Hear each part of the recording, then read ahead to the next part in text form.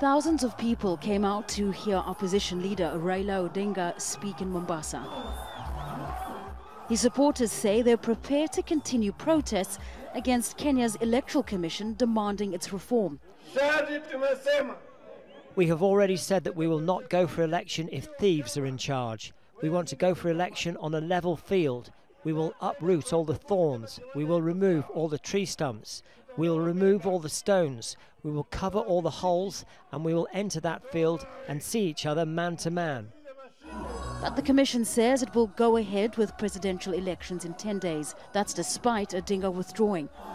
He says the rerun will not be free and fair after claiming the August vote, which he lost, was rigged.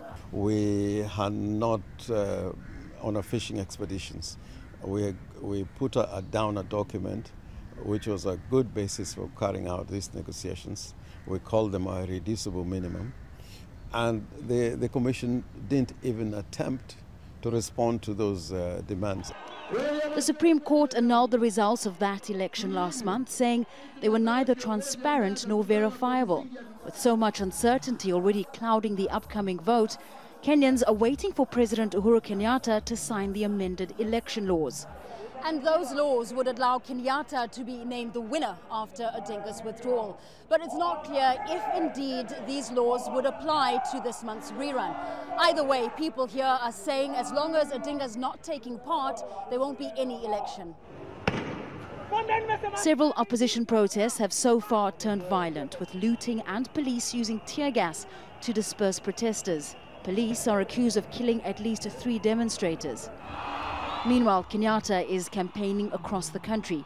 He says the election should go ahead and expects his governing Jubilee party to get more than the 54% of votes it got in August. But there's still uncertainty about exactly who will take part after a court ruled more candidates can participate. The rest of the presidential candidates don't have the kind of support that Raila has.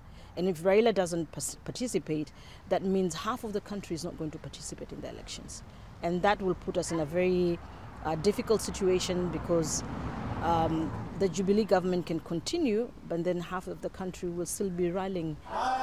The political battle looks set to continue on Kenyan streets and even the courts. And with Odinga not adhering to commission requirements to properly withdraw from the election, many Kenyans watching say anything is possible. Fahmida, Jazeera, Mombasa.